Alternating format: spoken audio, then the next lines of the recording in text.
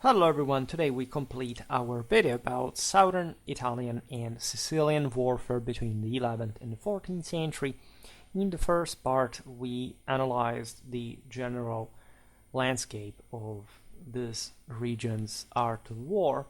Then we passed to the iconographic archaeological evidence, a quite abundant one for this area, that today we complete, looking mostly at the, as you know, for this series specifically, the influences from other regions that you can in fact confront with all the, especially the neighboring ones that are already made. We're going to finish Europe. By the way, this is a branch of the cycle that is going to be exhausted. We'll have to continue because we started slightly later.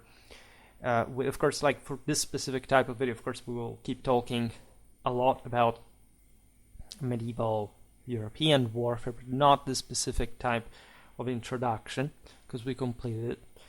There is more about Asia, parts of Africa to cover, but I'm pretty satisfied we have come so far. And so in this case, we will keep observing the strictly Norman, in the sense of Western Frankish northern influence from in fact the Norman settlement in southern Italy and in Sicily, as well as the Byzantine, the Islamic influence. We will also look at certain arms and armor styles that emerge more specifically, for example, during the Angevin period in this region, and or at least it become really iconic and or say typical of the same. We have a lot of beautiful exalted rolls, liturgical texts that were in fact unrolled from the pulpit. They are very typical of southern Italy. Codicologically, they have this characteristic that are unwinded from the pulpit while the priest is reading and speaking, so that the faithful can watch the images really passing like a sort of comic. And these images are, because of these spatial relations, inverted compared to the text. Well, these rolls are quite rich and well studied, well preserved as well, and they offer in their illumination some great evidence for not just this Southern Italian specifically, rather than Sicilian. This is typical of, yes, both the Longobards and the Byzantine parts of southern Italy, that are also very useful for, as we will see now, in fact, understanding better what fighters looked like at the time. We have preserved at the Cathedral Archives of Gaeta the roll number 2, containing a beautiful depiction of the Pharaoh's army from the Bible. This was created in Campania in the 11th century. There is a very strong Western European influence here, right? In other exultats we have seen Byzantine, also Islamic influences. Here there is actually a very strong Western Frankish style. The pharaoh that is depicted together with the Egyptian army, often depicted as the Islamic bad guy in medieval Christian Europe, is instead looking very Western, together with basically all the other figures. We see full male hauberks with long close-fitting sleeves for horsemen. This long close-fitting sleeves are even very ahead for Western European panoplies. Nicole, for example, wondered whether this could mean, because he was a bit fixated with this idea of most of the exchanges, like this mutuation, especially from the east to the west, in fact from some Byzantine or Islamic style of some sort. So he pointed out that either southern Italy was at this point more advanced technology, which doesn't seem to have been the case, because again, at least this is a typically sort of more Frankish style. Central and northern Italy had this more easily, for example, and just the fact that in an iconographic source you find such, at the end of the day, artistic rendition doesn't mean much regarding what was actually present there or not. Surely this Southern Italian, we talked about it in the last episode, the Southern Italian warriors would have had, in some cases, right, actually particularly advanced panoplies, and so the various influences, whether from the east and west or maybe some more local development, are perhaps not even the most important thing to discuss here. We just notice it, right? These horsemen have spears, round helmets of two-piece construction. Essentially, they're riveted to a central comp with a band around the rim. There is also one large round shield, which is quite interesting. This time in history, that may have pointed at, normally that's the case, to some greater importance of missile warfare, but also the shape is somehow conservative. It's more like a Viking migration era style, as they were before the kite shape. So the idea here is that the Longobards may have had some more conservative type of equipment to iconographically represent. Another exalted role is preserved at the Civic Museum of Pisa in Tuscany, even though it was from 11th century southern Italy. And the most interesting thing about a specific picture here is that it is dedicated to the Duke and the Emperor, rather Duke and Emperor as a same person, which suggests that this part of southern Italy that historically would never actually become part of the Holy Roman Empire, but was also sort of a pretty blurred frontier area as far as the Holy Roman emperors could claim their power, could show, also in fact in the images represented, some sort of proximity, in general influence from the Western Frankish world, like the one which in fact Germany and Italy would belong. It's possible, it's been hypothesized, that this exalted came from either a part of the Duchy of Spoleto, that, as you know, was part of the Holy Roman Empire south of the Papal States, so across the Papal States, or even part of the Duchy of Benevent, that not just fell under papal control in the 11th century. Essentially, the Beneventans dedicated themselves to the Roman Pope rather than ending up into Norman hands. And in fact, Benevent would remain a papal enclave, a bit like Avignon later, which could have extended, in fact, such recognition at this point of, in fact, the greater gravitation of Rome, of the papacy, towards the Western Empire. At this point, actually, the papacy that had, of course, very strained relations with Constantinople would maintain strong connections with the Byzantines. In any case, these exalted pictures are not even particularly fine in terms of style, etc. They may mirror Byzantine influence, as a matter of fact. Consider that, especially Italy, and say when you look at Southern Italian, say objects, art, etc. at this point, some of them fall under the category of Byzantine, because of course Byzantine art was quite strong. It would remain importantly imitated in many parts of the West, but you understand how the Italians had already been developing this further towards a humanistic, more realistic fashion even. So this, of course, the 11th century is a very archaic, primitive time, pretty rough and harsh also in the more refined parts of the West. Nevertheless, it's possible in this case that there was some influence also from what was starting to lag behind Byzantine side. We see a small round shield, spear with wings below the blade. We see a hood or a coif.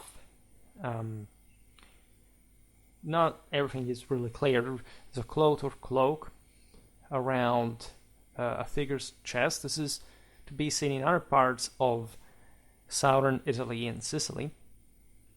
We see some forms of sleeveless armor on the upper parts of the body, which is also somehow Mediterranean in style because of we'll talk about it later, the general lightness of armor connected to specific fighting styles, even though, again, it's still applicable to pretty heavy troops to begin with. It's very stylized, we can't see too well. However, we can imagine this specific armor to be lamellar in construction. I made a video about lamellar armor. We'll keep talking about it, especially for specific examples in the historical military units series. And yes, it would have not been that strange to see lamellar in 11th century southern Italy, to see, say, a Norman knight using it, and consider that also scale armor is a thing, especially in Italy, in Germany, if you look longitudinally at this greater contact with the East from different peoples.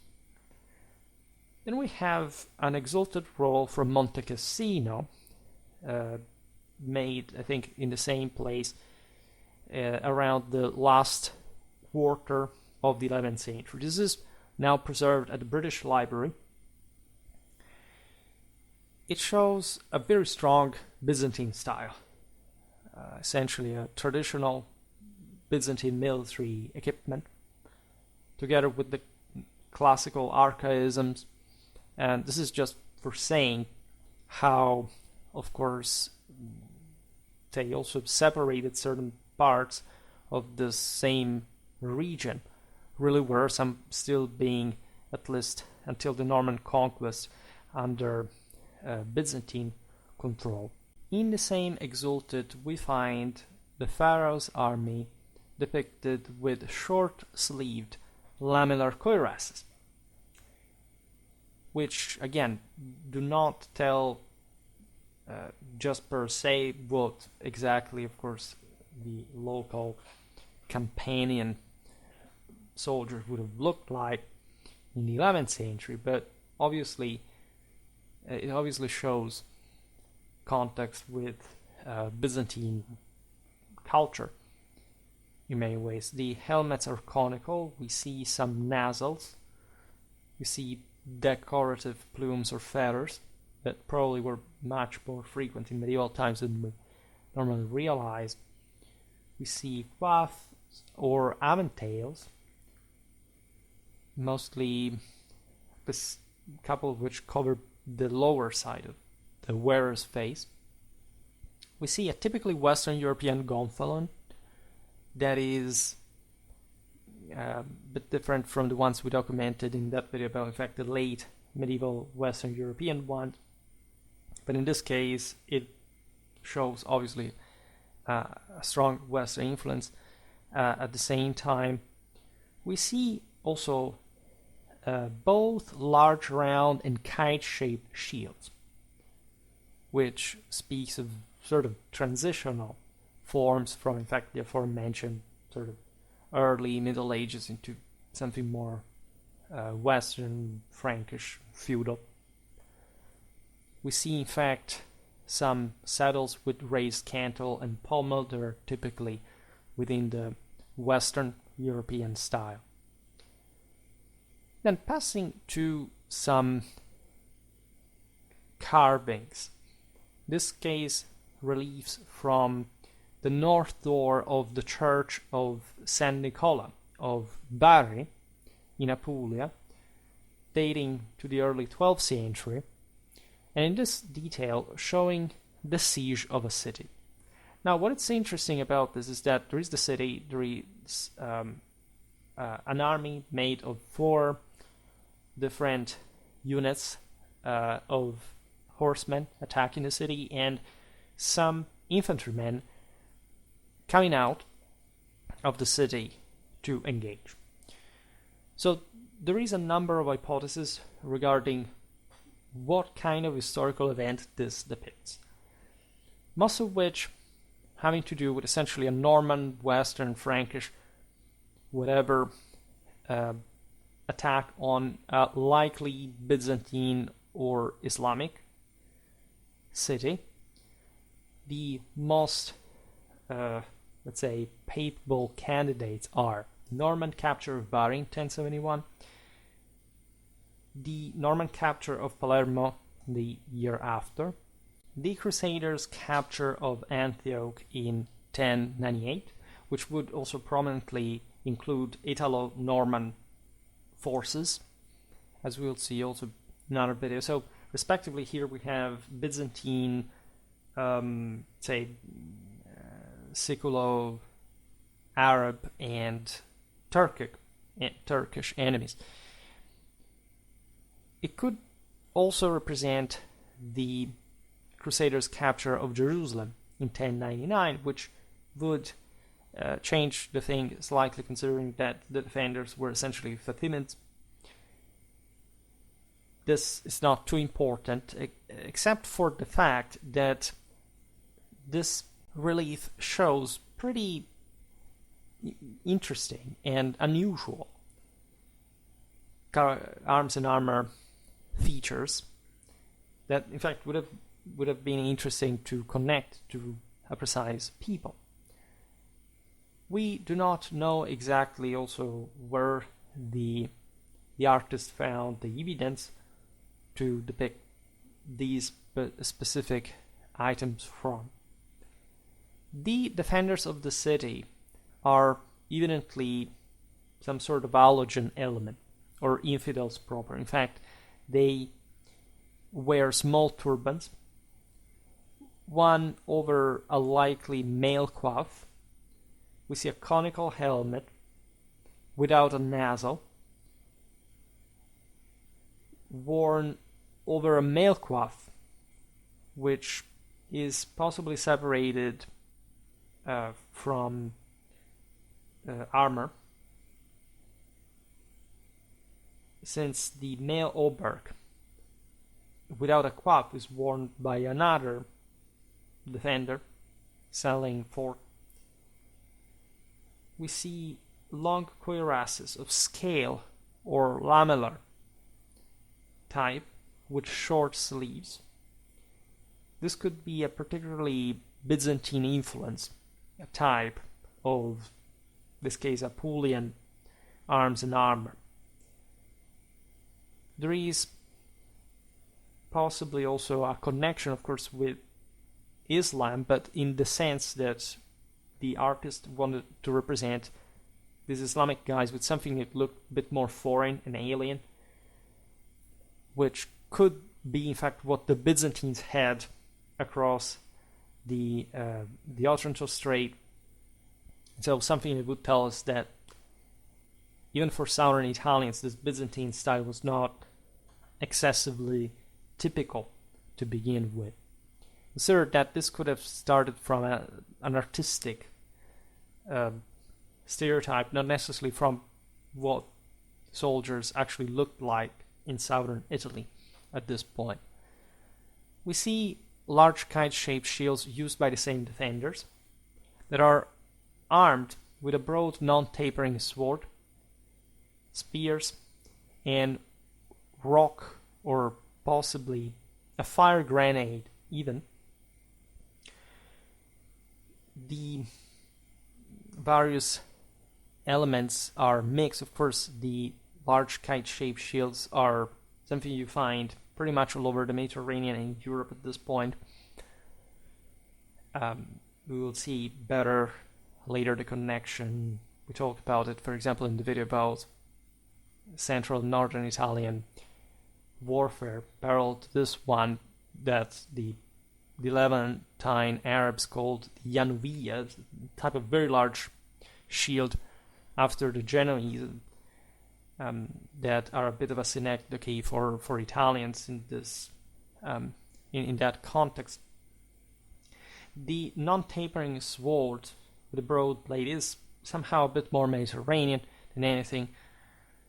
The rocks were used pretty much by anyone, especially in siege context. Shouldn't be that surprised. The fire grenade is often associated with Islamic warfare. I think, aside from the mitva guns of the Mamluks, we never talked about grenade throwing troops. But as you know, also because of the proximity to the oil springs in Mesopotamia and all the type of technologies developing from such availability, like the fire grenade was a thing particularly useful during siege warfare, given the defenders' ease in throwing this to some extent not just incendiary devices, sometimes literally explosive ones, depending, not as early as this, but we're not even excessively documented what was actually out there. The men with short-sleeved male hauberks and coif attack the city from the left. Then we have others wearing mail or perhaps lamellar, or a mixture of both from the right, which suggests again that for the Southern Italians, having lamellar wasn't really that strange for this more typically Western kind of fighter.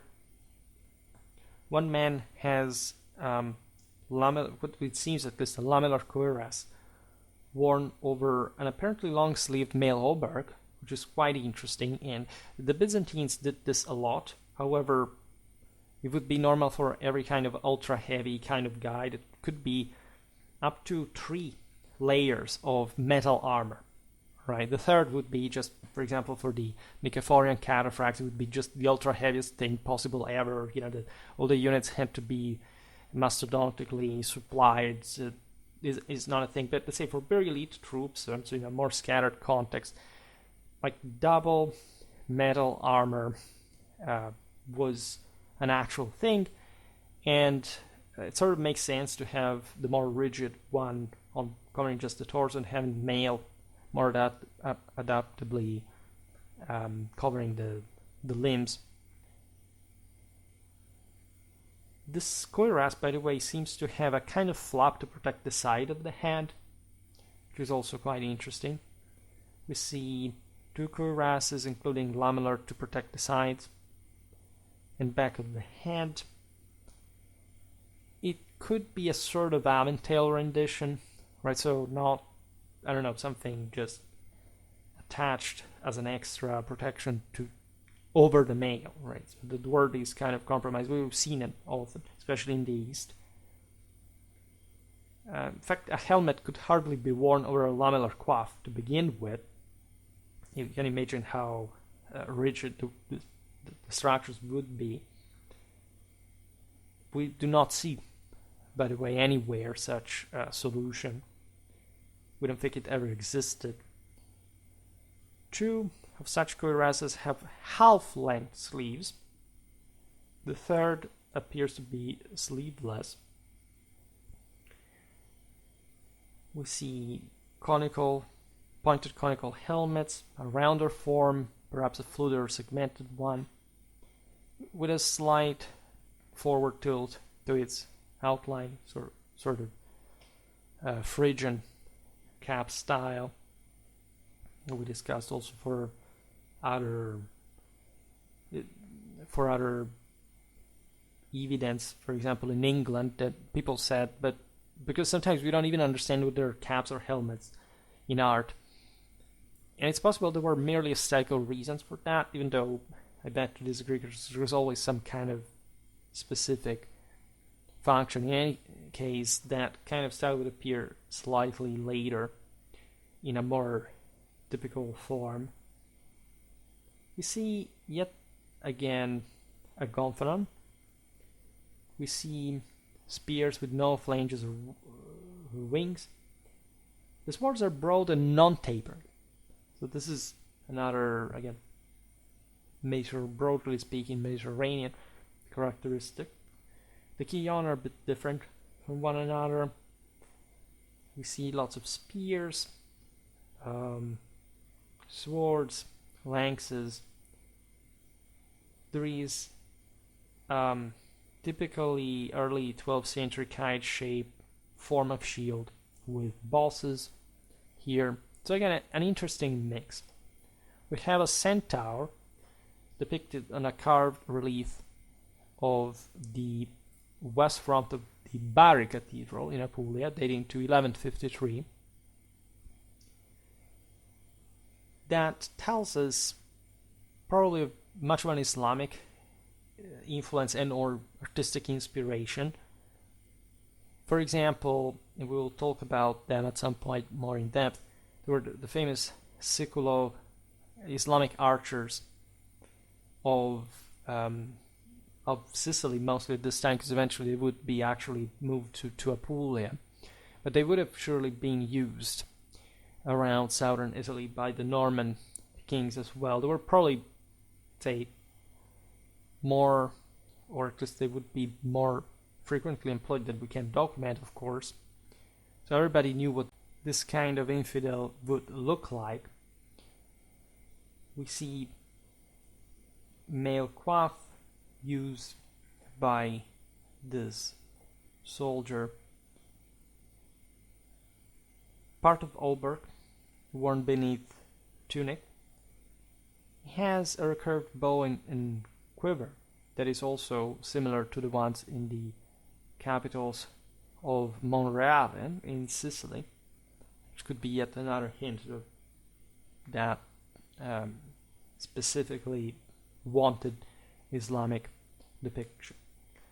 We have a merman depicted on a carved relief of the nave of the Bitonto Cathedral in Apulia, dating to the last quarter of the 12th century. Here too there are Islamic styles. For example, this highly decorated round shield and a fluted or winged mace that was often associated with the Muslims and other, say, pagans, infidels in southern Italian art. We have, as we were saying before, many Byzantine style kind of artistry and items. For example, the ivory boxes. In this case, the painted one of the Bargello Museum in Florence, dating to the 12th century, originally from Sicily or southern Italy. We're not too certain. Again, they're very Byzantine in style, but also Islamic influence, especially from the Sicilian side. It's possible, of course, that not just some Islamic influence kept arriving through trade and the Muslims had partially remained, but that, of course, like local Christian Sicilian craftsmen had probably learned how to make this, and so they would keep replicating it. In fact, we see a staunch influence from Middle Eastern Islamic art, in particular on the representation of the horse trappings and hardness on this painted ivory box. The weapons are simple spears, nothing special about that. We have another painted ivory box from 12th century Sicily, this time preserved at the Palatine Chapel Treasury of Palermo. This box shows warriors or huntsmen. One has a long straight sword with semicircular quillon or guard. It is somehow similar to the earlier Maghrebine as well as 13th, 14th century Andalusian weapons. Surely there is some commonality there. We see a broad-bladed spear, a recurved bow with perhaps angled ears, all typical characteristics of Islamic warfare composite bows. In some relief carvings, in the west front of the aforementioned church of St. Nicholas in Bari, so again, early 12th century, we have some religiously themed warrior scenes. We see a Christian warrior with a round cap or fluted helmet, long kite-shaped shield on a guiche, which is somehow majorly Westerner in a way, with a broad non-tapering sword slaying two naked infidels carrying round shields. So this is a bit of a slightly blurred, at least, distinction between the Westerners and the Easterners, which the latter also pretty lightly hit and this round shield associated with hit and run tactical styles that we're aware of. This is possibly representing the Pharaoh's army in the Red Sea to begin with. So it's technically not a Christian warrior, but it still is depicted as one of the current times. So the latter guys would be some sort of Saracens in the vision of the sculptor. We see a bare-handed or possibly turbaned warriors wearing a short sleeveless scale or lamellar cuirass over a long-sleeved mail hauberk, which cannot be seen below the hem of the cuirass, wielding, by the way, a straight, non-tapering sword, which is also a bit blurred because it does look Eastern enough, especially because of the lamellar cuirass, but it is connected through the turban with some, in fact, still Eastern figure. The sword is non-tapering, but it's also straight.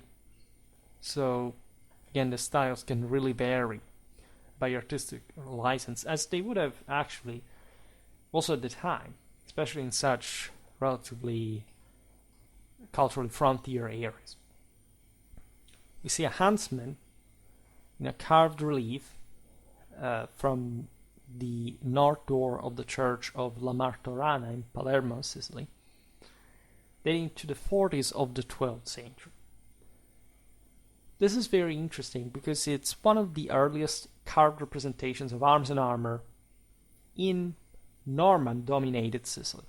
So with some clarity, let's say some certainty in the Western influence and background of the government of the island. We see an archer in a long-sleeved mail hauberk without a coif. He has a pointed one-piece helmet without a muzzle. He uses this early form of composite bow with distinctly angled ears. It's possible that his belt is knotted because we see these three-pointed objects. We don't understand what they're supposed to be, and again, the art is relatively crude, but it's an answer. He's actually naked save for a kilt. He has a heavy spear, the blade of which recalls some Islamic weapons. So, of course, in Norman Sicily, you would still see, as we were saying before, a lot of this Arab style, at least Islamic style influence from the previous era, and contacts between the Siculo-Normans and the Islamic world. We have really a lot of evidence from the carved capitals in the clusters of the Monreale Cathedral in Sicily, dating to the late 12th century. There is a lot of variety, and this evidence, we see everything ranging from the ultra heavily armored guy to the barely covered one. We see definitely a lot of blend of Western, European, Byzantine, and Mediterranean Islamic, which also surely contains some more typical Siculo-Norman and Italo-Norman styles actually displayed by the troops of the Mezzogiorno. We see pointed coif, hood or cap. We know them from other Southern Italian sources. There are similarities with Spain too in this regard. There are turbans, some loose ones, others wound around helmets, rounded helmets with crest, possibly neck extension. This could be really just either a classicistic inspiration to the ancient Roman helmet neck guard. It could be otherwise some Byzantine influence or art and style. We see also more updated typical helmets that you would expect from sort of Western context. For example, the conical form with a forward angled crown. Remember, late 12th century here. The face mask as well. Here, essentially, the Western helmet is transitioning towards the great helm, like the covering of the entire face into one piece, essentially. We see decorative rings, slightly conical form with a comber crest up at the front. The round helmets are apparently two-piece or fluted in construction. We see many helmets with single or double chin straps. We see mail coif only as part of hauberks, these having short sleeves and thigh length. We see definitely lamellar or scale for the two sleeping guards at the Holy Sepulchre. This is definitely some Byzantine or Islamic influence. We see sleeveless and much shorter scale or lamellar cuirasses, which are also from the same sort of cultural influence. And in fact, in this art worn only by this sort of infidel or wicked evil figures, with the only possible exception of a horse archer, which could actually instead represent a warrior saint. This could be a specifically Byzantine thing, because there are lots of similar prototypes, as we've seen also in the video about Byzantine warfare. We've seen at some point how in the East there were some warrior saints depicted with the typical Turcopolos panoply, which is interesting because they were born technically as Islamic auxiliaries in function, and eventually they provided this model of heroism that also many Christians had turned to in terms of tactical specialization. We're talking later times, the 13th to 14th, but in fact we're not very late from this, so it's possible there is something about the specific Byzantine style that had contemplated horse archery much more, say, warmly, also in symbolism, than the West.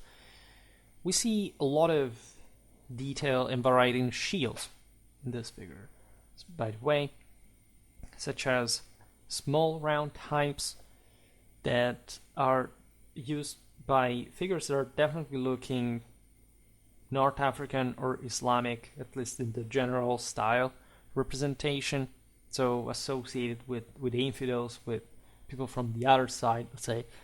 We see a pretty large round shield held by a guard at the Holy Sepulchre, though.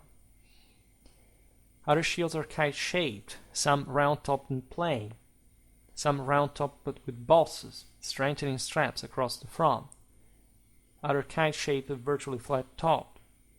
There is also one with a vertical heel and indented top, which is somehow similar to the famous adargas sort of kidney-shaped Iberian shield, which definitely had North African origins. Itself made lots of videos again also on Spain and North African warfare. We'll talk also these things much more in detail as far as especially the adargas shield in the historical unit type series. We see also in a carved capital from Crusader Nazareth, something very similar to what we see here. And definitely was a lot of contact between Sicily was just as you know, the launching pad for the crusade from the west. They left from Messina, from Brindisi, from Taranto, and of course this land was just more exposed to that traffic, to that influence, contacts with the Levant, the Crusader states. We see broad-bladed spears, ordinary ones. The bows are interestingly in the composite but pre-Turkish Mediterranean type with angled ears and all. There's also a simple, regularly curved bow. So the idea is that southern Italy would historically have, since antiquity, this greater bias for composites because most of Byzantine and Islamic influence. But of course, like in the broader interland and the general Italic background, like, as you know, in the West, the bow was made only in one way. It was not composite. And so this was normally, say, a parity of sizes, like less performing, but it was also part of a heavier type of military style. So obviously it was sort of less important in comparison. We see a simple quiver. We see axes with curved blades. A rather complicated mace, at least in the way it's artistically rendered. Simple club-like weapons that are much more actual medieval weapon than we normally think, especially among the peasantry, the masses of levied troops. We see another mace carried on the right arm by the aforementioned horse archer that we think to be a military saint. Swords are perhaps the most varied part of the panoply. Some have rounded tips, as you could imagine again from that sort of less armored context, the broader Mediterranean, not like a tapering tips from the more Frankish background. In fact, some other swords do have points. We see almost triangular blades, so some sort of basilar type, right? Something that actually the Italian triangular bladed cinquedea would develop in the later Middle Ages. We do not see anything like this, by the way, in 12th century European swords. And in fact, it's possible that some of these types were developing in these very lands.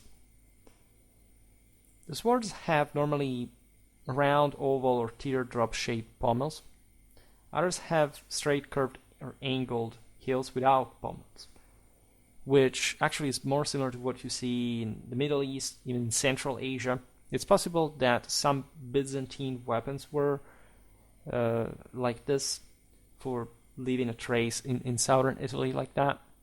This suggests more frequently mounted, less shock and less anti-armor kind of warfare. I can't explain, say, opologically why this is the case, but this has to do with the because of time, if anything, but I discussed it in other videos. The reason why this lack of pommels, right, and flare hills come from. We see also somehow strange things, like, for example, a curved saber with a plain hilt lacking key or pommel. This may be an attempt to depict North African sort of infidel types swords. In fact, we have straight blades without quillon that reflect actual North African styles. This may have had something to do with Sicily, specifically the Islamic influence on the island. Also, another warrior holds a single-edged dagger in his hand, which is interesting. It's more, again, chopping, but being a dagger, like, it's also more of a secondary weapon for a already per se lighter type of trooper that would find it easier to chop, because normally the daggers were used, as we've seen, for example, in that sort of Cinque Dea prototype, for stabbing a lot against armor. In fact, that here the side weapon doesn't have that sort of much of an anti-armor function, but more like a cutting one, is quite indicative of some interesting styles from more lightly armored places, Mediterranean, like North Africa. At the Cathedral Museum of Salerno, we have an ivory altar back dating to the first half of the 12th century, coming from Campania, showing quite interesting biblical stories that are represented in a very stylized way. Surely there is some Byzantine Western Islamic artistic influence. There is some strange headgear because of the poor rendition from these ivories, which may be some strange form of hood, coif, or helmet. Body armor is seemingly looking like scale. We may know actually this say style from some Byzantine manuscript illumination, which would actually be instead the rendition of a male hauberk. We do not know, however, exactly, of course, what's behind these artistic exchanges, models, and inspirations. We see spears, swords, daggers. These are pretty updated to the times and pretty straightforward.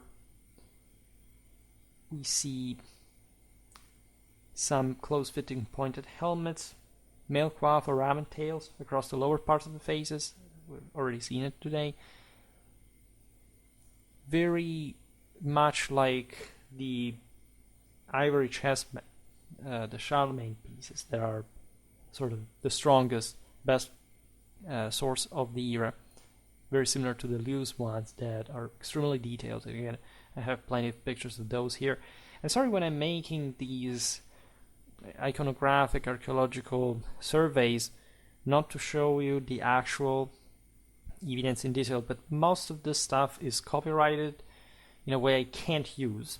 Right, all the images I use here are either public domain or Creative Commons license. So of course, it would take a lot of time also to just elaborate and say prepare the video accordingly. But let's say here it's the thought that matters. It's what you can extrapolate from the evidence rather than the evidence that sadly we can't use. At least we actually could, right? If I had wanted, as I did in the past, of just picking images from the internet and being relatively careful by blurring it, whatever, it would have been fine. But as you know, in Schwerpunkt, we changed policy also without any kind of prompt strike or whatever. Nobody ever complained for anything I've ever done, but I just don't feel at ease by, showing copyrighted images, because those can always cause problems.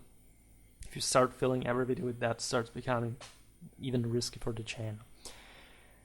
In any case, we see also other pretty clearly, for example, in this case, Islamic influences. The decorative tiras bands that were used as some sort of badges on the upper arms. We've seen it especially in the baptistery of Saint Louis for the Mamluks, some of the finest correspondence.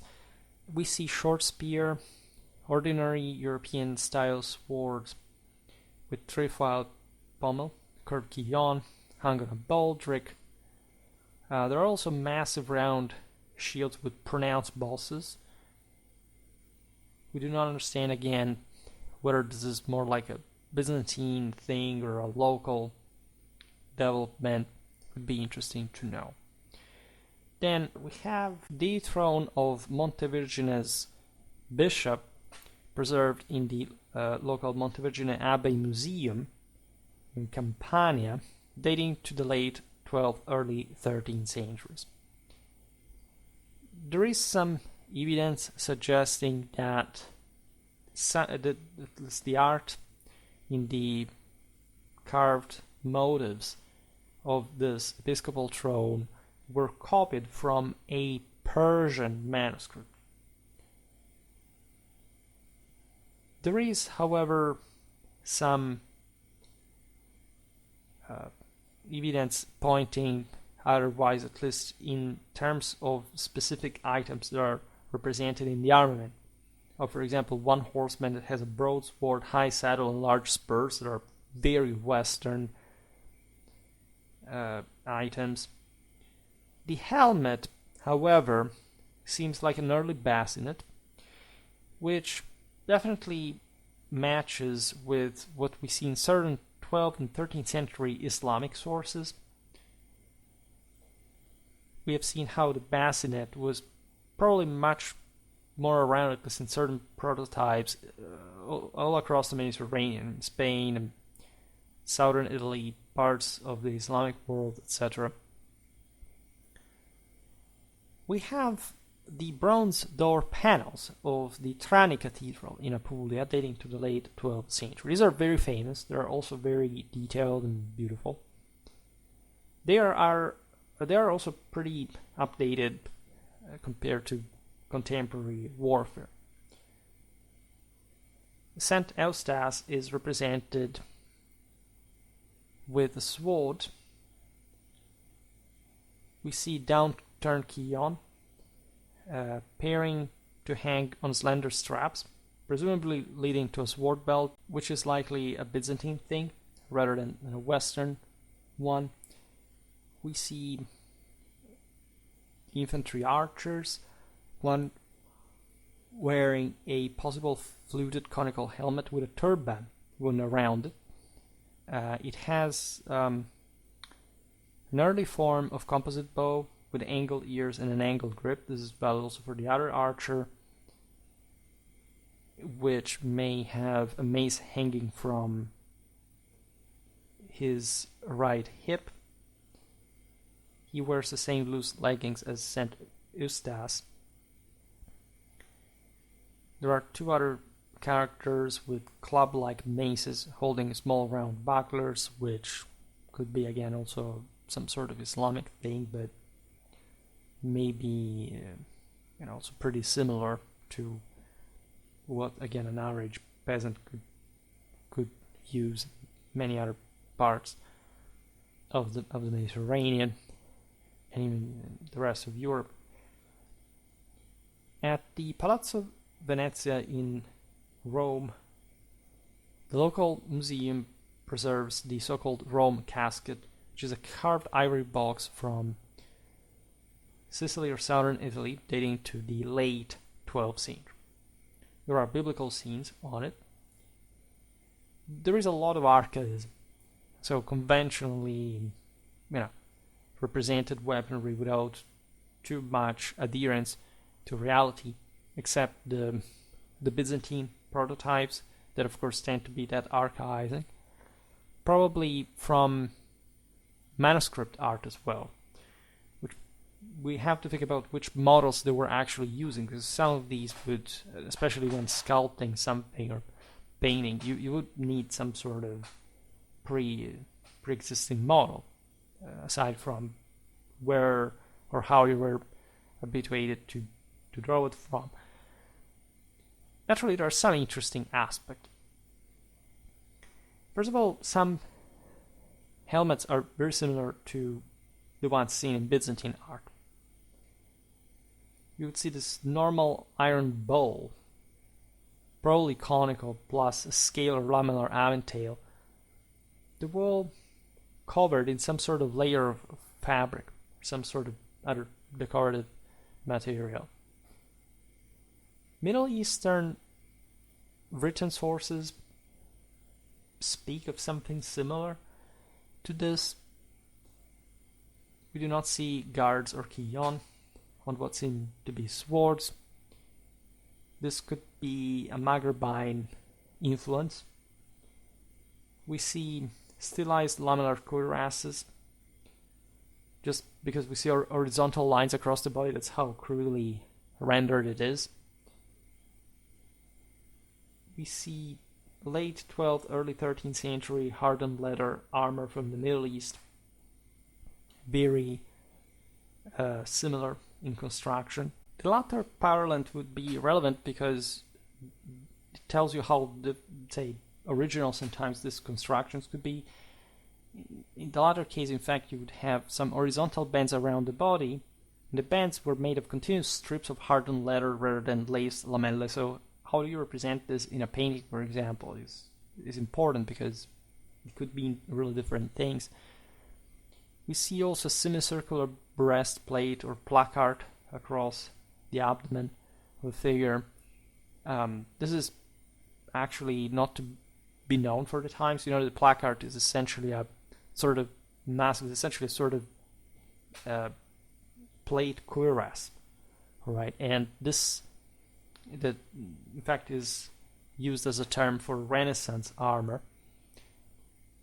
Say we have this idea of, okay, we have to be accurate about what medieval fighters wore, say, and reenact them in certain other scenes, but from the actual, of course, archaeology tells us that there were sort of much more functional and practical things that what iconography tells us, but we are also pretty sure that there would be these levels of heterogeneity and experimentation next to what is sort of more typical. And actually, when you consider how few we have in absolute terms about the Middle Ages, that is kind of even. Because in relative terms, of course, we know a lot. Middle Ages are very importantly documented time for arms and armor, especially in the West. But the possibility, of course, there was a lot more beyond it, right, is clear. Also because the way we know about this arms and armor is very composite. It comes from very different types of finding, including the iconography, the descriptions, not just the pieces that we do find, in fact, to change, actually. Now, very important piece of evidence from Southern Italian and Sicilian arms and armor are the mosaics of the Monreale Cathedral in Sicily, dating to the 80s, the 90s of the 12th century. There is a lot of Byzantine influence. Indeed, you can immediately realize that the Norman rulers of Sicily, of course, would adopt much of that. There are also notoriously Arab influences, so it's sort of a mix, also of Western art, of course. The arms, armor, and costume are sort of similarly Byzantine, right? Together with that kind of archaism that is associated with the late antique forms, or even sort of older ones. There is, for example, Pilate's guards depiction with lamellar cuirass with splinted skirt and upper arm defenses. The helmet is a simple round type with a plume or crest on top, which is not really part of that Byzantine rhetoric. The spear is accurate for the times. The sword is straight, barely tapering, and blunt tip in the blade. We see a round pommel, slightly curved quillon. We see downturned tips to the quillon, also in other swords, in the mosaics. Esau the hunter has a recurved bow, one unstrung and one drawn. There is a mace with an almost spherical head, two substantial half-moon bladed axes. There are also unusually hafted weapons that are similar to war scythes, with hooked blades and a thrusting point. We tend to really underestimate how important these were for the infantry, especially, of course, but also in the collective effectiveness, even as anti-cavalry weapons, at least once the cavalry charges were stopped by the pikes. Other weapons are not even very easy to classify. We see a blunt point and presumably one cutting edge and one that we can't really classify. Coming back to yet another exalted role, this time from the Casanatense Library of Rome, manuscript 724, BL 13, originary of Benevent in the 12th century. We see in one of these figures, one is a Protospathius, by the way, so we have Protospatarius as in a title of Byzantine origin. We see yet again what seems like an early sallet or bassinet because of the extended neck guard on a tall helmet. Always the same origin, but we can desume from these designs that were around before the sallet bassinet became more consistent. In later times, we see kite-shaped shields. The swords have broad triangular blades though, curved quillon and large round pommels. These are similar to the aforementioned Cinquedea prototype. We see broad-bladed spears with multiple flanges or one set of wings and two securing rivets. We see a sword tapering, at least apparently tapering to a point, at least judging for the form of the scabbard. The pommel is some sort of bizarre development of the earlier trefoil type. Another exalted role comes from Fondi, still campaign essentially, early 12th century. This is preserved at the National Library of Paris. Nouvelle Acquisition 710 manuscript. There is a lot of archaism, but something also speaking straightforward. For example, we see a simplified lamellar cuirass, definitely of Byzantine origin, that was likely not used to a great extent in 12th century southern Italy. Except, of course, some armor could be treasured, there could be some general influences or imitations. By this point, there would be a much more sort of Frankish reality, but there had always kind of been, even the Longobards in the hinterland had always mostly derived their arms and armor from the Latin Germanic tradition.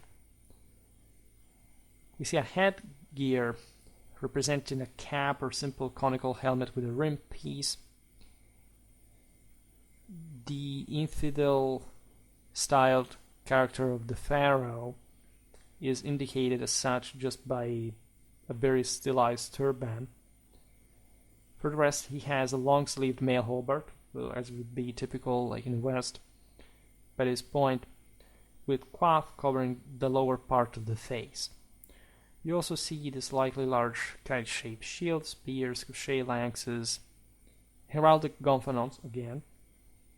And this would be essentially the depiction of a typical Italo-Norman horseman that I made a video on for the Historical Military Units series. We also see a pointed helmet with a decorated finial, which may be some sort of 11th century type inspired coming from the Byzantine world.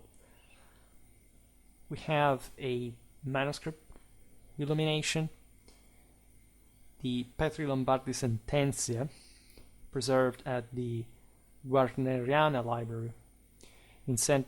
Daniel of Friuli. This is northeastern Italy.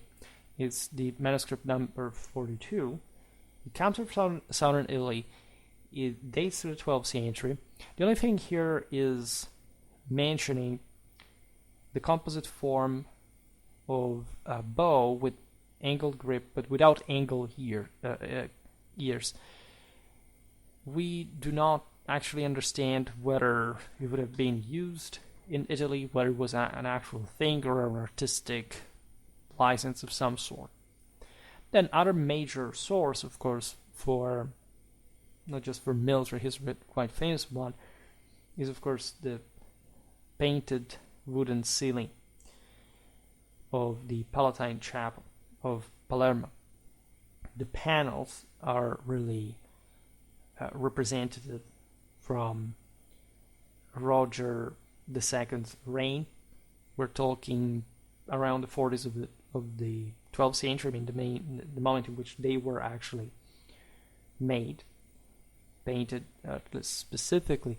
Most of the military figures portrayed have a distinctly Western Islamic or Siculo-Islamic style.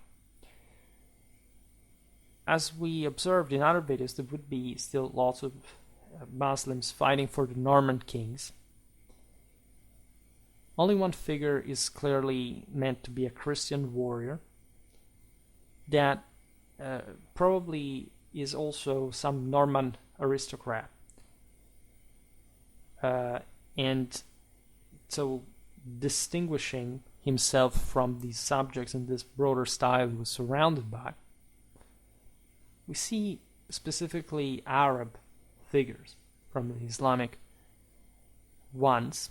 We see pointed helmets or tall caps. Sometimes we see actually just normal hats. It's not particularly all about warfare, right? We see, however, one helmet having clearly a broad nasal. Round helmets are present. They're not so common though. Body armor is really also fashioned after Islamic, Iranian or Andalus art. We do not really see much of it, but we understand that it is worn beneath clothing. Horsemen have mid-length or long-sleeved mail hauberks with or without coif. Shields are varied. This is also kind of normal considering Sicily at this point. We see a kite-shaped shield of flat base type, the one that the Arabs in the Levant would call Januvia, which doesn't necessarily mean, again, that it was a specifically Genoese thing, and there is all a debate of where this kind of shields came from originally, but again, things do not simply come from, right? They also develop sometimes also in different places at the same time without too much of a contact. Now, it's important to understand why they developed so much. There was a lot of missile warfare coming, for example, from the same Italian maritime republics, and their crossbowmen, they were famed, in fact, abroad and frequented Sicily a lot. They occupied their ports and more. So the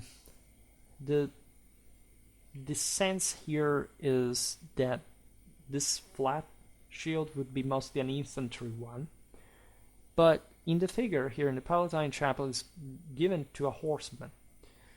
It's also possible that they were mounted sort of flat shield bearers of some sort. I'm actually writing an article on this very topic, and I think that, of course, like regardless of the design, the construction, aside from the size, you can argue, of course, that everything is possible and that was functionally used for different reasons. We can't really derive it simply even from the beautiful Palatine Chapel ceiling panels.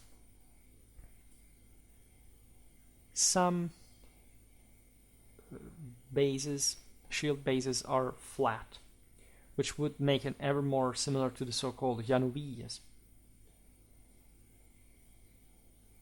I will make some video on the pavises that are also a different thing, and people get the etymology a bit wrong all the time.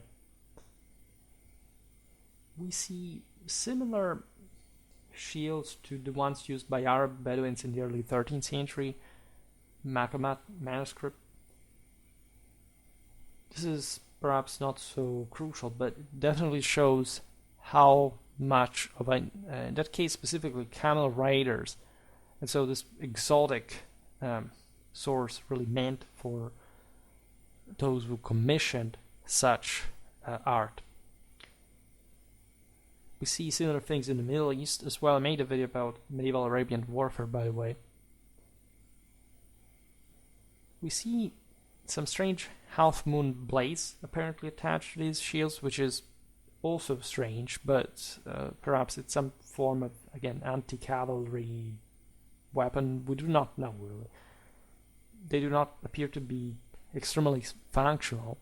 They could be also axes, chacks especially, attached. We see long hafted axes with an upward sweeping blade, which actually is very similar to what was used in Northern Europe during the 11th century as the type of Danish axe. Some people went as far as saying they were sort of Anglo-Norman infantrymen in Palermo at this time, and so they reminiscence of this sort of Varangians, or maybe even just from the Byzantine art, may have brought them there. The Norman connection must not be underestimated, but there wasn't actually this excessive contact between, especially Northern Europe and Sicily at this point. I mean, they understood they were somehow related through the Norman connection, but the chances for even some Norse crusaders to arrive in Sicily at some point was not that high, or at least there would be few, and it did happen. There is an interesting documentation. I know a guy that studies this specifically, but we know too few. We see one mace with a broken haft, explicably in the hands of a fleeing warrior, which is incidentally the same guy who uses at least one of the Janovia, allegedly Janovia type of shields. Maybe it's just one guy that is escaping, having seized a horse, but then why not throw in the shield, for example? There are lots of swords. Actually, this is the most common weapon on the Palatine Chapel ceiling. Most are straight, barely tapering, with blunt or only slightly pointed tips. Some have thick but short bar-like quillon. The majority, actually. We see a broad curved quillon with a lungette as a variation. Also, a non-symmetrical quillon of a slightly curved weapon, in fact, which suggests further Eastern influence. We do not see the pommels well because they are covered, but one of a narrower bladed weapon is round. Others could be the same. Another could be nut-shaped. Some blades have central ridges. One lacks quillon or guard. This could be yet another connection with North Africa, specifically. There's a shorter and somewhat more tapering weapon, held like a sword rather than a dagger, used by an infantryman. We see a long-hafted object. It could be a sort of waist sling, hanging almost to the wielder's ankles. This could actually be a way of supporting a large banner of some sort, or sort of parasol. We see also a mace-headed or sword-like object at present to be held in the sling as well, which complicates the matter, but again, we can't fully know. Because some of the depictions are actually pretty clear, just we do not understand exactly what they're supposed to represent. Now we enter in the post-Norman phase with the Liber Adhonorum Augusti of Peter of Eboli, a magnificent manuscript from Sicily or southern Italy, dated to the first 20s of the 13th century. This is preserved at the Burger Bibliothek of Bern, Switzerland. This is the manuscript code 120/2/2. It is very famous because it depicts not just lots of different, of course, arms and armor from the actual times, but also lots of Germans. There is Frederick Barbarossa, there is Henry VI, and the various events of a few decades before. In fact, there are some interesting figures representing typically German troops by this Southern Italian artist. For example, I don't know if you've ever seen like the typically stylized Thuringian archer.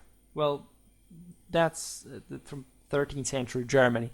If you Google, I don't know, the Osprey drawing, you always find something about him under this description, and that comes very straightforwardly, very precisely from Peter Webley's illumination. So naturally the figures are quite complex, we could list them because this is instead public domain, but here's the general aspects that are interesting.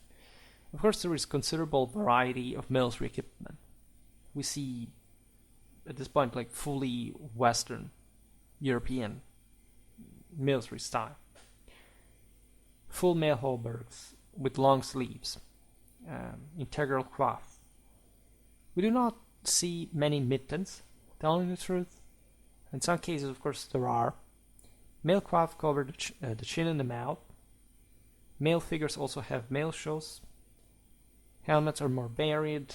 It has substantial nasals almost every time. And it's possible that the only time we actually don't see this may be an artist's error. The most common type of helmet is conical. We see some backwards tilted crown sometimes. We have some similarity with other sort of central northern Italian styles, that is a round helmet with a button of finial on top.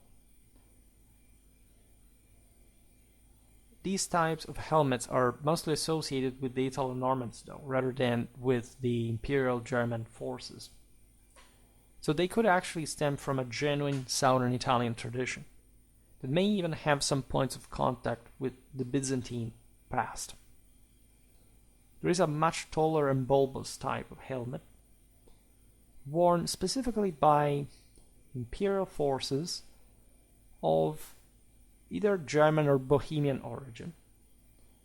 This may actually find correspondence in some German sources, especially the tall round helmet type. Shields are of the round-topped kite shape type. Since we can't see them from the side, we realize they are somehow flat top, which could, I don't know, there were types like this. Of course, they were tending towards the 13th century to be flatter, because as they were getting smaller. So here the combination with kite shape is a bit clumsy. We don't understand whether it's maybe a more typically Southern Italian thing, because as you know, the kite-shaped shield was used also by the Byzantines, by the Arabs, and especially when used by infantries and levies, these were flatter shields because you can form like the shield wall, etc. Actually, the more advanced warrior, the knight, etc., has a sort of more concave form. We do not really know. The other type of shield is really exceptional among all the others, a small round buckler, but it's just hung from a traveler's waist, so it's not much of a deal. We see a simple clamp with a thong or strap at the end, a spider knop mace, also here and there in the illuminations. We see 2 axes, possibly a third, carried aboard the ship with Constance of the wheel while she is fleeing Salerno, one of the scenes. Another axe is more likely a sort of peasant working tool that could be used as a weapon though. Another peasant wields a knife, for example, which is pretty big but maybe just an artistic license. But we see another knife of this type. We have simple slings. There's interesting, there are lots of siege scenes. We see a man-powered mangonel. The bows vary as well. Some are as big as longbows, as a matter of fact. Others are composite in type. We see angled ears and or ribs. In some, others don't have them. We see crossbows at this point lacking the loading stirrups and used both by infantry, like regular infantry, or by men wearing turbans or tall pointed heads of sword. These do represent, the latter do represent likely Siculo-Islamic troops. The quivers of the archers or crossbowmen are the same. Long cavalry lances have large flags or gonfalons. We see wings or flanges for the shorter spears. Swords are invariably straight. Mostly have the blunt tip. We see also large round pommels and straight, generally flared quillon, slung from belts rather than baldricks. All this data is quite interesting because it's somehow representative of its times, plus these Islamic elements as well. We will make some videos soon about the Saracens as well, of Lucera specifically, during the Swabian and the Angevin period. Then we have a Book of the Stars in Latin translation. As you know, this is some sort of litmus manuscript because it's copied literally, because it just represents the constellations in the essentially Arab style, and the way it was easy to copy. The images are broad, etc. But we see scattered all over the Islamic world, and so we can compare the various details. For example, some figures from astronomy, the astrological figures, having weapons that change slightly in style depending on where the manuscript is. And we have this preserved at the Arsenal Library of Paris, manuscript 1036. It dates from the 20s to the mid of the 13th century. We see a hunter's spear with a kind of gripper plug near the end of a shaft, which is similar to what was used in Navarre among those hit and run sort of lighter infantrymen.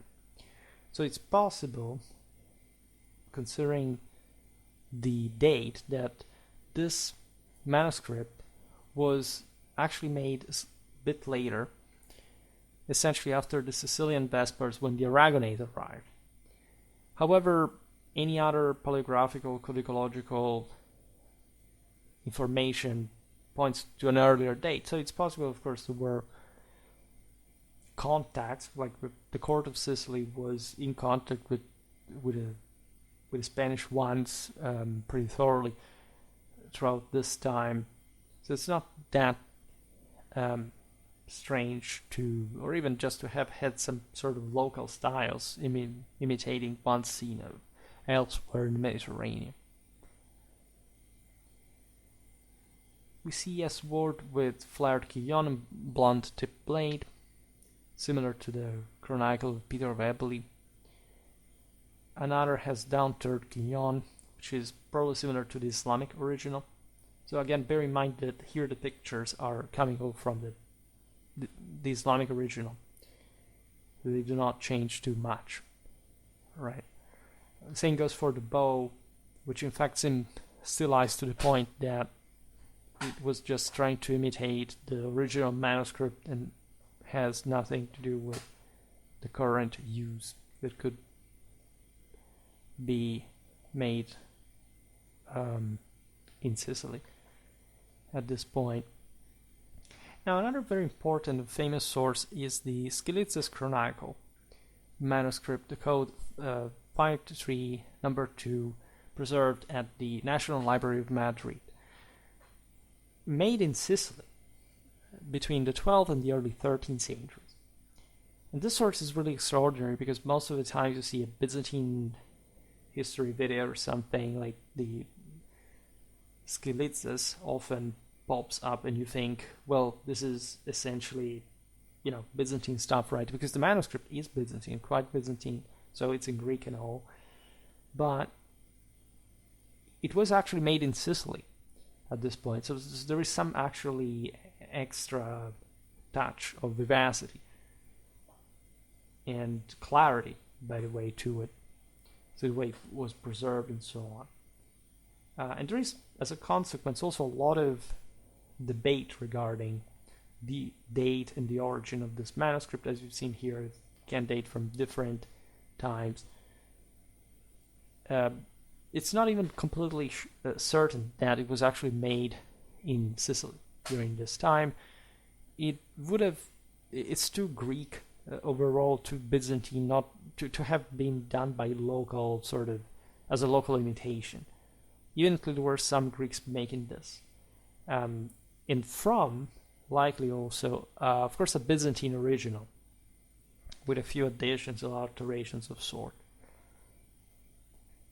It is very accurate, though, other than just very beautiful, especially when it comes to Islamic forces, particularly the Arabs, because, as you know, this manuscript depicts a bit like different types of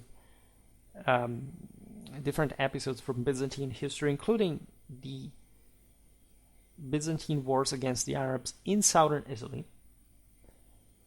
So there is also some indicator here that whoever made the illumination had maybe some sort of connection with Islamic influence.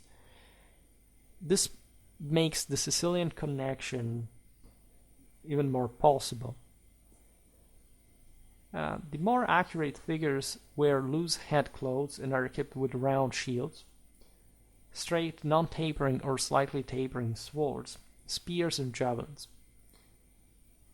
Two seem to wear laminar cuirasses, one of which is clearly sleeveless.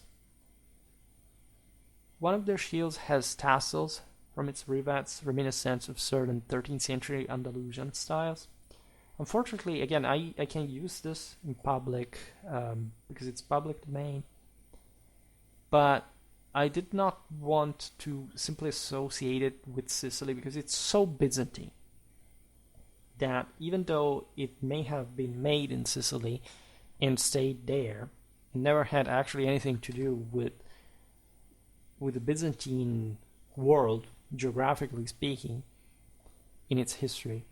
It still obviously is copied from a Byzantine work, and so it does not necessarily reflect as a whole something we should see as Sicilian, unless, of course, we're talking about this specific way of seeing the Arabs, the Islamic forces. All right. Naturally, also the Byzantines are represented, so that this is quite interesting. We see stylized turbans for the Muslims as well. We see mail or lamellar. Also in some Byzantine style indeed. It's possible that the illuminations were created by multiple authors at the same time, which may have added to the variety of the same. For example, the swords are sort of very varied. There are the straight types, at least as when they are seated in the scabbards, we understand that we derive it from the scabbard's shape, likely non-tapering. Then we have curved sabers, or curved and single-edged weapons without guillon. We see two swords wielded by some sort of Andalusian Islamic troops. Other troops are generically Islamic, so we do not know exactly where they were meant to come from. We see weapons without guillon, which, as we've seen, would connect with North Africa or Sicily. We see also Turks, of course, in the various episodes of Byzantine history that are characterized by their long hair and the bow, which otherwise does not appear too much in the manuscript. We see a form of hat or helmet consisting of sort of a small dome set and a larger one. this may be actually a Turkic type of helmet or headgear of sort.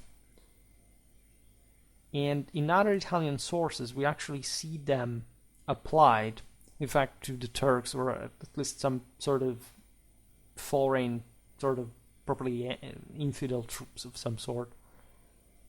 Byzantine troops have this lamellar cuirasses and pointed helmets. Also that proto-bassinet type with even possible male aventail in it are there. Western troops are represented as well. This is very interesting. They have rounded helmets and kite-shaped shields. The figures as well do not vary too much. They seem all more similar. Sometimes you do not really understand the difference between the various troops, but if you look at the details, you kind of understand how they're conceived separately. We see mangonels, Greek fire as well, with the siphon and all the apparatus. We'll talk about that sooner or later to some detail. All the mechanisms of the siphon are debatable on the basis of the kind of units. We can't simply talk about this. A horse has a chamfer. Apparently, remember that we have an idea, for example, from the Battle of Semlin in 1167 against the Hungarians. Nicetas Choniates tells us that the Hungarian horses had chest plates of some sort, because we do not have that much documented for the West. We do not have, however, horse armor present in the rest of the Skilitzes, except for the defeated leader Abu Zakhar. He was an Islamic warrior, which is also interesting. A comparable chamfron is used by an Egyptian religious figure in a manuscript from the Fatimid era. However, we do not think that it would have been used really in combat. It was more likely some sort of ceremonial gear. We have yet another carved and painted ivory box preserved at the Stato Museum Dahlem of Berlin, dating to the late 12th, early 13th century Sicily. This was made by local Islamic workers, or people who knew how it was to replicate Islamic stuff pretty well. What is interesting is that by this point, the Norman period is even over, but the Islamic art and style is still there. We see a lion hunter with a long spear, deeply convex shield, wearing a short-sleeved male hauberk, which probably continued inside his kilt. We have a beautiful depiction of St. Demetrius and a wall painting of the Grotto of St. Biagio in San Vito dei Normanni, Basilicata, Italy, early 14th century. This stuff is very Byzantine. Actually, it's one of the most Byzantine things you could see. In certain parts of southern Italy, there are Greek communities that survive isolated, and they're actually a product of, in fact, medieval Greek settlement, not a continuity from the ancient one, and they have all their art at this point in history, proving that. As a consequence, in a sense unfortunately, because it's fascinating, but all this art is so stylized and archived in the typical Byzantine way, so we can't really know too much about the actual reality. Is a problem we've documented often Byzantine art, except we see in this wall painting a horseman with a typical 14th century Byzantine triangular shield hung on his shoulder by a guige, which is instead of very accurate, realistic detail. We haven't talked too much about specifically Siculo or Neapolitan, Swabian, Angevin art, or arms and armor more specifically, which I think we will have to do on another occasion, especially the Angevin period gave us a lot. Of course, if they are the later times, and so there is actually more evidence. We should make a proper video on it because there is some very interesting evidence, and just that period is not discussed excessively, of course, in a general popular sense. There is, however, the effigy of Nicola Merlotto at the church of St. Clare, Naples. It's a very important church of the city, dated to around 1358. There's a very strong French influence by this point. So we made a bit of a jump even chronologically here, as you understand, but let's say that there's not an overwhelming amount of evidence, so that's why we don't focus too much on it. But if you really scratch beneath the surface, even just a simple Wikimedia Commons picture search, you can find really some interesting masterpieces. However, aside from the French influences, very stern, heavy armor and so on, there is a specific style that we discussed also in other videos, that is the Tusco-Angevin one, so-called.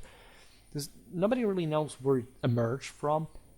As you know, it's characterized mostly by the cuir gris, so the hardened leather parts, that could be incredibly resistant if properly treated. So the reasons why this armor was around can be given in so many different ways. Of course, it's cheaper, but also why not using it before and in other places, right? So some scholars, Nicole, for example, studied these things pretty thoroughly, said this stuff comes from, say, the Balkan world, because at this point the Angevins controlled parts of Greece. We will see this at some point more in depth, because it's all a history between especially southern Italy and places like Epirus, etc., quite intense. As you know, this came after the Latins had conquered Greece, and even though the Byzantines had recovered part of it, of course, there were lots of Westerners out there, were lots of connections between, for example, the Guelph Italian merchants, and not only, by the way, but I mean, people who would be very connected with Angevin Naples. That's what I wanted to say. So, authors like Nicole pointed to, okay, this stuff came from the East for some reason, but also why exactly. So this is not something I'm going to explain today. We're just going to describe the stuff. There's just a broader idea that we've seen it in the video about the Eastern Balkan warfare, also partly one of the Western one. There were a lot of Turkish, Anatolian warriors around. Some of these people were former Byzantines, we could term them like that. And the Byzantines themselves hired lots of them. There were lots of Turks. We will see it in some other videos. It was really typical. They had been hiring this sort of horse archers since the migration here for a long time. You can't even even before. The Turks, yes, had always kind of been around, but now they were a bit like the more pushing ones there. So when you look at this effigy of Nicola Merlotto, who was a man-at-arms, you see rare braces on his upper arms of such leather armor. The rest of the armor consists of a long-sleeved mail hauberk with roundels laced at the elbows, probably worn beneath a coat of plates with large pendant epaulettes to protect, of course, the shoulders. It also has mail chausse under smooth greaves and polland, which may be of iron. So you see, we are in the second half of the 14th century, pretty late example for our chronology, or the plate armor being actually having the upper hand. The guy has, quite appropriately, a basilar dagger hanging on his right hip, which of course was an effective anti-armor side weapon. We have effigies dating from the first half of the 14th century from the members of the Barile family in Campania, preserved at the church of St. Lawrence Major in Naples. These are yet again men-at-arms. You see long-sleeved male hauberks without mittens, tightly pleated skirts of their surcoats, which seem very much like the odds-on later epiroad style from the local folk, because of course such connections, as we were saying, the other side of the Adriatic existed. Their arms are protected by decorated cuir-bouillie rerbras, simple roundels on their elbows. You see mailchos for both men here. You can see polaines, perhaps cues, plus decorations, let's say decorated cuir-bouillie greaves, because you could, of course, like work them much more easily. Surface. There was a lot of artistry involved. Again, we should see also other Italian examples, but some are really, really magnificent. I partly listed them in the series about Central Northern Italian warfare in comparison. Both men have the same type of basilar daggers attached to their sword belts, long, straight swords, one with straight guillon, the other with curved ones. Now we can talk a bit more, of course, these were just later medieval examples, but say, how strong was actually the Norman influence in this? What can we see iconographically, archaeologically from this? Well, at the cathedral archives of Capo, we have an exalted roll from Monte Cassino, dating to the 11th century. There is, in one illumination, the scene of the guard at the Holy Sepulchre. One soldier has an hauberk with an oval or inverted kite-shaped shield and a conical element. Aside from pretty unclear weapon, this is very much like a Western European type of armament. And people would say, well, so this is maybe even later into the 11th century because it's Norman influence? Not necessarily. Like if you saw places like Latium or Campania, again, they had pretty heavy stuff. Like it's not that it were simply some lighter places. Again, today we look mostly at the external influences, but the hardcore of the Italian background, of course, was pretty hard in that sort of broader Frankish sense. So it's not that strange. In any case, we notice it because, yeah, things were getting to be heavier thanks to the Normans and their feudalism. At the Vatican Library, you have the Latin manuscript 1202, and at the folio 72, you have Saint Benedict freeing a prisoner. This manuscript also comes from Monte Cassino, and it dates to the 70s of the 11th century. Here we see a strong northern influence, especially from the rider's equipment and the horse's harness, that could also in this case stem specifically from the Norman conquest. The rider has this large kite-shaped shield slung across his back on a guiche. He also has long legs without wings or flanges, which could actually have a lot to do with shock cavalry charges, as of course like the Western Franks had been pioneering. His saddle is of the tall type, with raised cantle and pommel, and so you can expect him practicing that couché style grip during cavalry charges and more, just for increasing stability or the shock tactic involved. On the facade of the Church of Saint Maria della Strada in Italy, have the Geste de Flovan, we're in Molise, which is somehow primitive mountainous region. It was born out as a county. Today it's actually a fully fledged region in central Italy, as a matter of fact, because as you know, the the Normans conquered pretty far north up into the Abruzzes and so on. We'll talk about the Abruzzes history because never done it, and we must. This dates to the mid-12th century. The Flaubert is a popular 12th century romance, so brought in this case by the Normans, not only in Italy, in Germany, like French literature was quite a thing, especially also, in fact, among the local nobility. There's a knight depicted with a tall, fluted helmet, with a distinct extension to protect the back of his neck. Again, so this is interesting. He has a very large kite-shaped shield of the newer flat-top variety, which you wouldn't actually think of in this land be so updated, except for the fact that it's very, very large. So you don't understand really why that would be the case.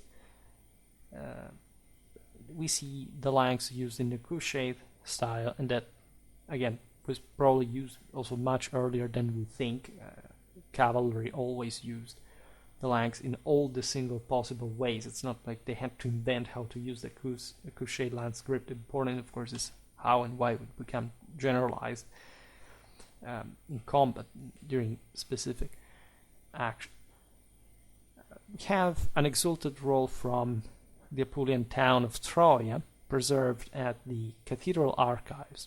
Roll number 3, dating to the 12th century.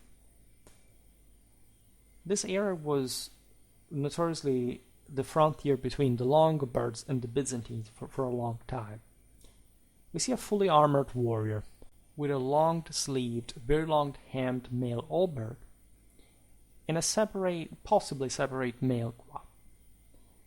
There's a beautiful wall painting in the Church of the Holy John and Paul in Spoleto, representing the murder of Thomas Becket, dating to the late 12th century. This tells you also how interconnected Europe was already at this point. Of course, Thomas Becket was made saint, so it was also a pretty famous figure in general, considering, the issue with Henry II and so on. It was a big deal at the time. It's represented in Italy in this beautiful, beautiful wall painting. It's also very detailed, right? And this is an area we've seen actually the Duchy of Spoleto in the original series as a policy on its own. It's just north of the Norman-dominated, at this point, kingdom, because it became during the course of the 12th century. There is perhaps some influence there. Both warriors represented wear male hauberks with long sleeves. Mittens are worn only on the sword hand. We see male shows. It's all pretty realistic. See, if anything, we don't understand exactly the rendition of the style per se, what specific element of the armor constructions are, but everything is very, very interesting. There are one figure has male coif beneath a pointed helmet with a fixed face mask. The helmet has the common form with a forward angled crown. The other figure is unfortunately more damaged, but it has the simple domed helmet over a separate coif, which is also depicted in plain gold, which could mean it was gilded, where it had this decorative cloth covering. This would be actually pretty common for armor at the time. This is for the elite one, of course. And it was even a fashion in Italy and in other parts of Europe, except a bit later in time, say towards the late 14th century rather. These swords are actually tapering, but they do have this blunt tip blade, also clearly straight pair of guillon and round oval pommels. We have some illumination from a manuscript specifically the 951 of the Municipal Library of Tours, illustrating the tales. This is really like the manuscript is the tales of King Arthur. This was made in Naples in the first quarter of the 14th century, so Angevin times. And we see predictably, in fact, considerable French influence. It could also date to the late 13th century, but more or less the same period, of course, also in the art. We see two flat-top great helms with a crest. They're typical of the time. One has a flowing lambrequin. We also see a chapelle de fer that would become sort of the more viable option in armoredness after the pretty big great helmet. Of course, this chapelle de fer has an angular outline. It's worn over a mail coif. So going back a bit also to this French influence in the first half of the 14th century. We have an unnamed effigy that is also beautiful, by the way, preserved at the Cathedral of Salerno. This is a French knight, obviously enough. It dates around 1325, say the same times as the Battle of Alto Pascio. The Angevins were very involved in Tuscan warfare, as you know, against the Ghibellines at that point. And it is almost surely an earlier effigy than the one we discussed before of Nicolas Merlotto. However, he has similar sheets of cuir bouilli forming the braces for the arms and the greaves for the legs. We see roundels laced to the elbows, a mail hauberk worn by the knight. The broad elbow-length sleeve is, according to Nicole, worn over another tighter sleeve. And so probably just a poor representation in the carving, not much something else. There's a padded surcoat with some raised shoulders worn over the hauberk. Simple mail shows under the hardened leather greaves. So this sort of, at some point even aesthetical production, but it's just like having, I don't know, a padded armor over the mail. Like it was also done. It's not really, I mean, it's different. The cuir bouilli is harder, but there are also aesthetical reasons involved. We see a very long but otherwise straightforward sword with straight key on, round pommel hangs at his left side. I mean, these were heavy knights, really, so with some of the finest panoply available. There is yet another unidentified effigy at the Church of St. Lawrence Mayor in Naples, dating to the first half of the 14th century. It's very Southern Italian, this highly decorated cuir bouilli style. Basic armor has a long sleeve mail hauberk with mittens, which are thrown back at the wrists. It was normally done. You could take them off and they would remain hanging like that. And beneath them, you had the splinted or fluted van braces. The upper part of the surcoat is probably covering a coat of plates, or maybe even just a leather one, cuirass. You can see the zoomorphic epaulette, presumably attached to this. The rear braces and the roundels are also made of boiled leather. We do not really know through which material they're laced to the upper arms and elbows, respectively. The greaves are probably of metal. From the carvings, it's not that you can easily see or say what kind of material they're supposed to be. And they're worn over the mail shows.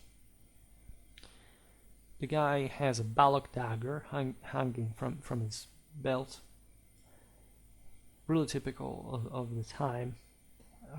He also has a fairly short sword with straight key on.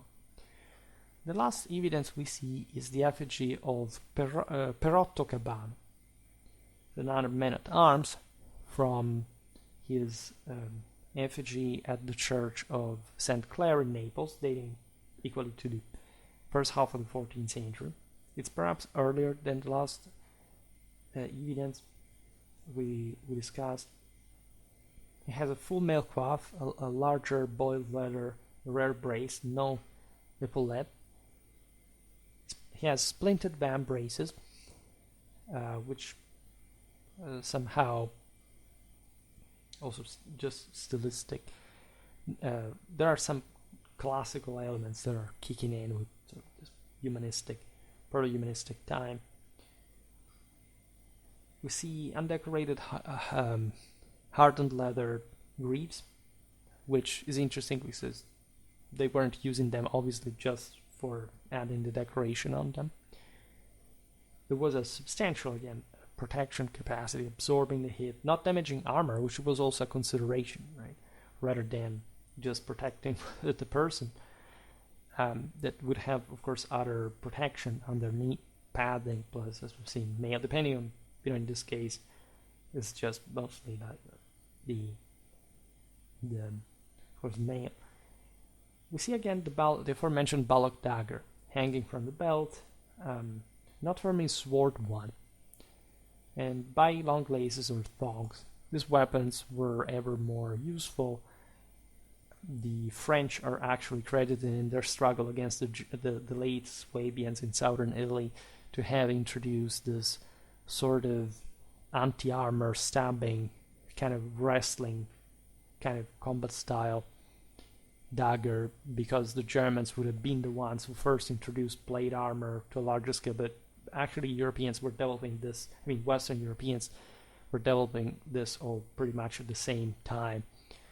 But evidently the functionality, the practicality remained, because these were knights and they needed that, and so this happened because they did fight that close, because they were increasingly armored to the point that even when coming close to one another, yes, 1.5, actually at this point double-handed swords were quite effective to smash, especially the joints of the armor, but if you wanted really to fend badly, to stab, and this is true also for other targets, of course. So I'm glad we could discuss this region, because we never talked so much about southern Italy. Like, for all the videos we made, especially about the center and the north, that are of course more documented and so on, like, southern Italy had an enormous importance. It's a massive system. It's one of the largest and more powerful kingdoms in Europe, and as such I think it also deserves much more popular attention, given the if anything, you see here all the evidence is pretty fascinating. We will surely find the way to talk more about this, maybe even through some special important battles were fought at this time in the south. We've seen last spring, interestingly, the Battle of Dyrrhachium that Robert Guiscard fought in Epirus with his Italo-Norman force against Alexius I. So there's really a lot, right? In terms of also the frontiers, again, we've seen it today with all this Byzantine Islamic influence, but also the same ones that the Italo-Normans had on other places.